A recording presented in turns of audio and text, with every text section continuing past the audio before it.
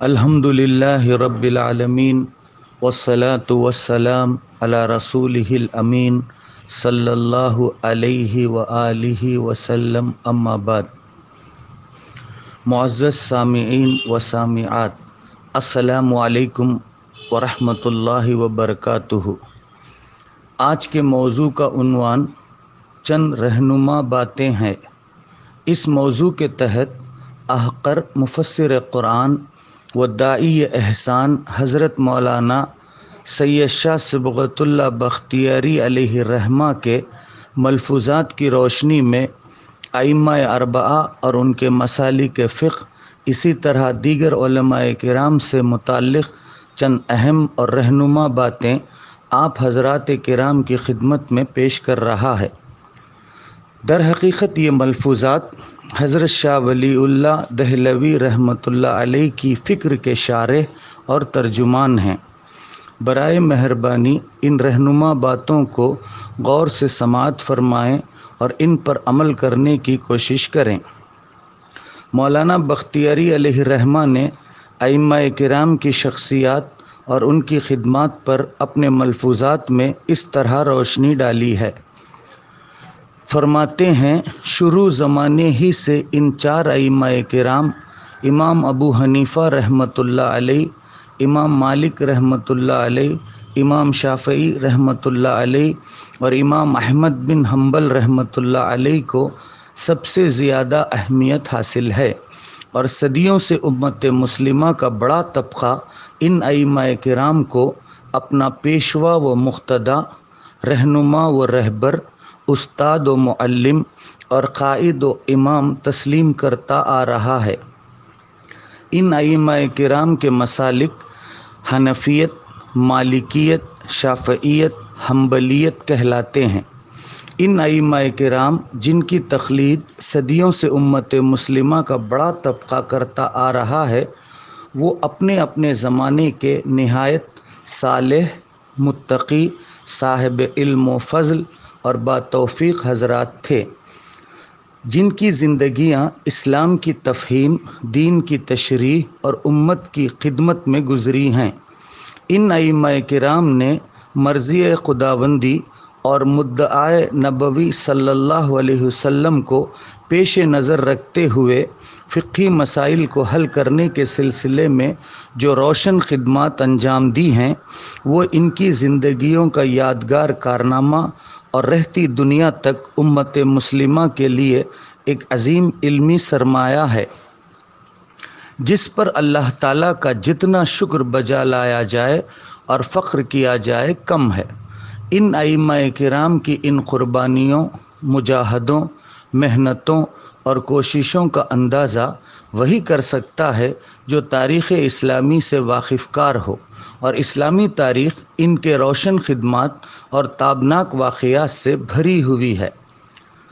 ان ائمہ کرام کی خدمات، تحقیقات اور تدقیقات مسالک فقہ یا مذاہب فقہ کہلاتے ہیں۔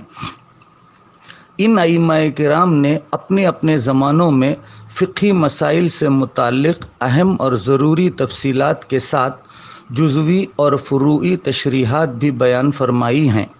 ان ائمہ کرام نے عہد کی مناسبت اور مسلمانوں کے خوب سے خوب تر پر عمل کرنے کے جذبے اور مزاج کو سامنے رکھتے ہوئے تمام کے تمام فقہی مسائل میں واضح تحقیقات اور صریح معلومات پیش کرنے کی کوشش کی ہے۔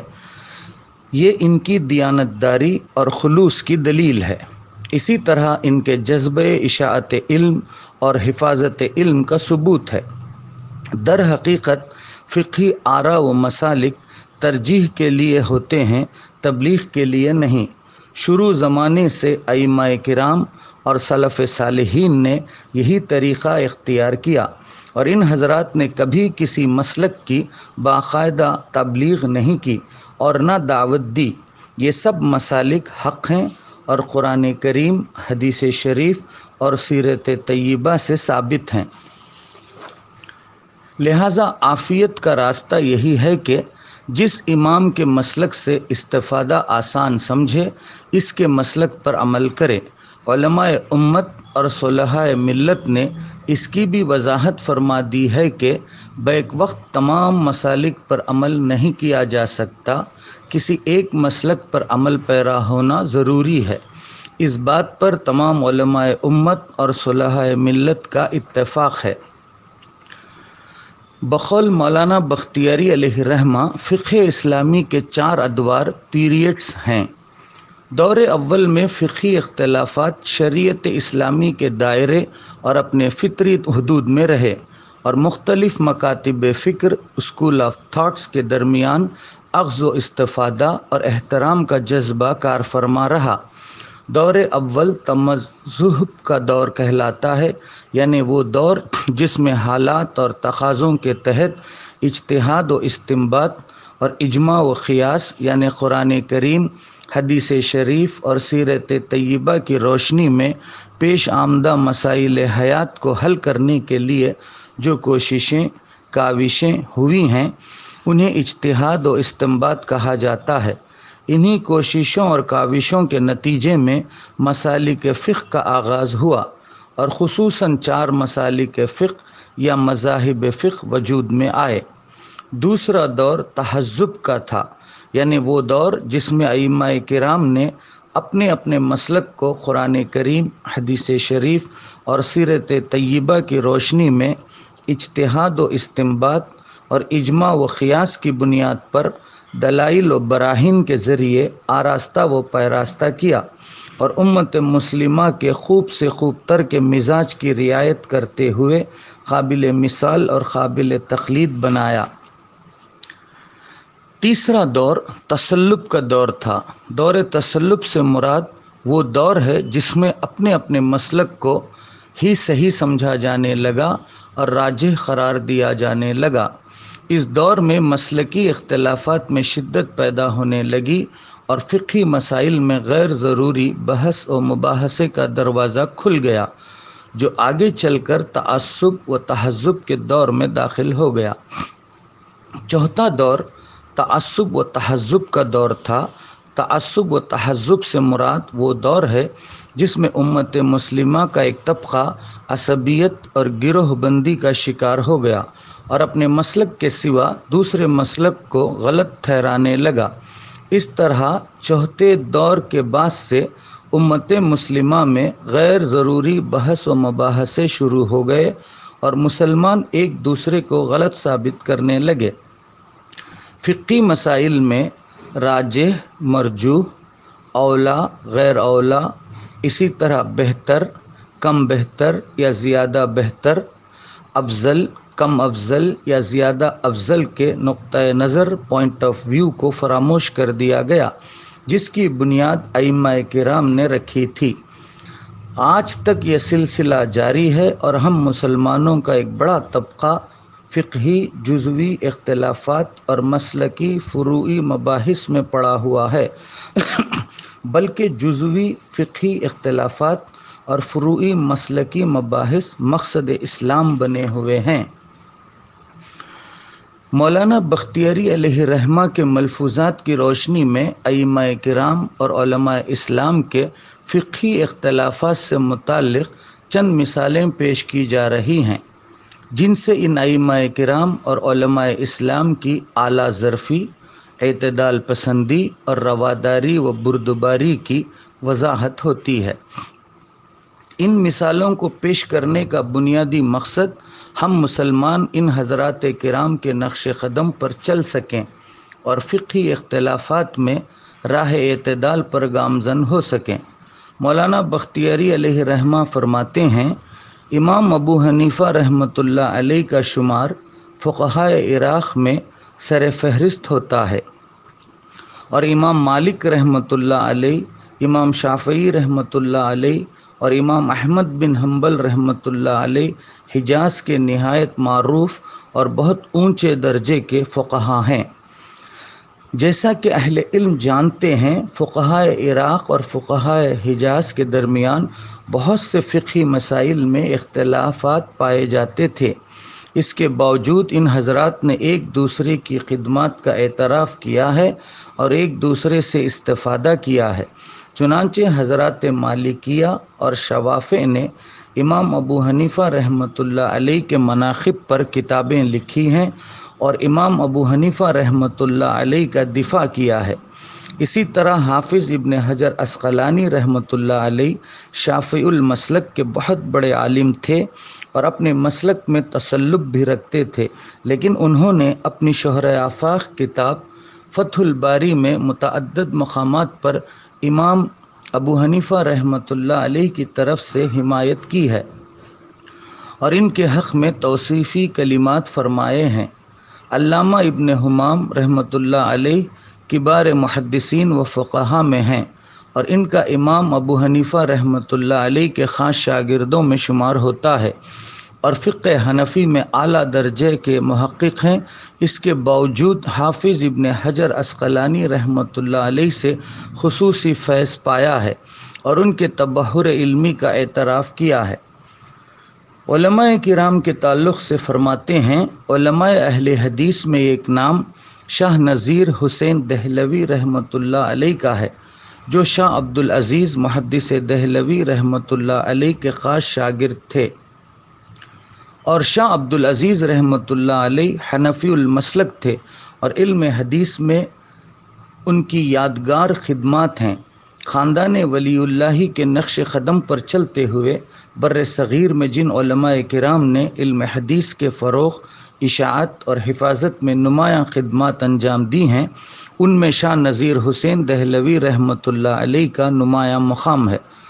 इन्हें इमाम अबू हनीफ़ा रहमतुल्लाह अलैह से हद दर्जा अक़ीदत थी, चुनांचे इनके अक्सर फ़तावा फ़िक़्ह हनफ़ी की किताबों के हवाले से हैं। इसी तरह एक और मलफूज़ में फ़रमाते हैं कि मौलाना अब्दुल जब्बार गज़नवी रहमतुल्लाह अलैह की शख्सियत और उनकी खिदमात तबक़े अहले हदीस में निहायत मकबूल और मारूफ़ हैं। इनके मुआसिर उलमा के अहनाफ व शवाफ़े से गहरे ताल्लुक़ात थे।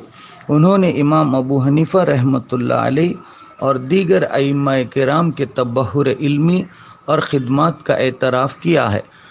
उलमाए अहनाफ और शवाफ़े भी इनका बड़ा एहतराम मलहूज़ रखते थे।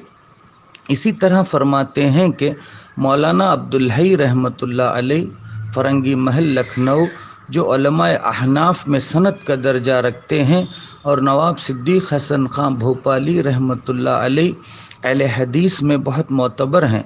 इनके दरमियान फ़िक़ही मसाइल पर बहुत सी बहसें हुई हैं और इज्तिहादी अफ़कार पर कई किताबें लिखी गई हैं। इसके बावजूद इनके इस्लामी उक़ूवत, ईमानी ताल्लुक़ और रवादारी पर इसका कुछ असर नहीं पड़ा और ना ही इनके फ़िक़ही इख्तिलाफ़ात व इज्तिहादी मबाहिस की वजह से इनके बाहमी ताल्लुक़ात में कोई कमी आई। चुनांचे नवाब सिद्दीक़ हसन ख़ान रहमतुल्लाह अलैह जब भी लखनऊ तशरीफ़ लाते तो मौलाना अब्दुल हई रहमतुल्लाह अलैह के पास फ़रंगी महल लखनऊ में मेहमान होते। इसी तरह मौलाना अब्दुल हई रहमतुल्लाह अलैह जब भी भोपाल तशरीफ़ ले जाते तो नवाब सिद्दीक़ हसन ख़ान रहमतुल्लाह अलैह इनके मेज़बान होते। मौलाना बख्तियारी अलैहि रहमा ने एक मरतबा फ़रमाया कि नवाब सिद्दीक़ हसन ख़ान रहमतुल्लाह अलैह ने अपनी यादगार तसनीफ़ बक़ाउल मिनन में सराहत के साथ लिखा है कि रसूल अकरम सल्लल्लाहु अलैहि वसल्लम ने जिस नजात याफ्ता फ़िरक़े का ज़िक्र फ़रमाया है, उनमें अहनाफ, मालिकिया, शवाफ़े और हनाबिला, इसी तरह अहले हदीस शामिल हैं। इस्लामी उक़ूवत और ईमानी ताल्लुक़ से मुताल्लिक़ मौलाना बख्तियारी अलैहि रहमा ने अपने एक मलफूज़ में तारीख़ इस्लामी की अज़ीम शख्सियत की तरफ यूँ तवज्जो दिलाई है। फ़रमाते हैं कि अमीरुल मोमिनीन सैयद अहमद शहीद रहमतुल्लाह अलैह की जमात में एक बड़ी तादाद अहले हदीस उलमाए किराम की भी थी, जो जमात में अपनी यादगार खिदमात के लिए मारूफ़ है। जमात के रफ़क़ा के दरमियान मसलक की बुनियाद पर कभी कोई निज़ा पैदा हुआ और ना बाहमी ताल्लुक़ात में कोई कमी आई। सारे मसालिक के मानने वाले उलमाए किराम और मशाइख़ इज़ाम के अमीर सैयद अहमद शहीद रहमतुल्लाह अलैह मुहिब اور अमीरुल-मोमिनीन इन सब के महबूब थे। हज़रत मौलाना बख्तियारी अलैहि रहमा ने ख़ुद अपनी तमाम ज़िंदगी में फ़िक्र एतदाल, उख़ुवत इस्लामी और ईमानी ताल्लुक़ का सबूत दिया है और एक मिसाल क़ायम की है। मौलाना बख्तियारी अलैहि रहमा ने अहले हदीस उलमाए किराम से न सिर्फ़ ख़ुद फैज़ पाया है बल्कि बहुत से अहले हदीस उलमाए किराम को फैज़ पहुँचाया है। अल्लाह ताला से दुआ है कि उम्मत मुस्लिमा को फ़ुरूए दीन के मसाइल में इत्तेहाद व इत्तफ़ाक़ के साथ रहते हुए उसूल दीन के मामलात पर कारबंद होने की तौफ़ीक़ नसीब फ़रमाए और उम्मत मुस्लिमा को हर तरह की साजिशों, शोरिशों, फितनों, गुमराह लोगों से महफूज रखे। आमीन। आहकर इन अशआर पर अपनी बात ख़त्म कर रहा है।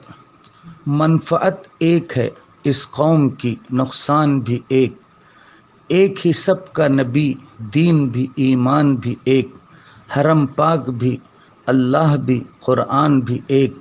कुछ बड़ी बात थी होते जो मुसलमान भी एक।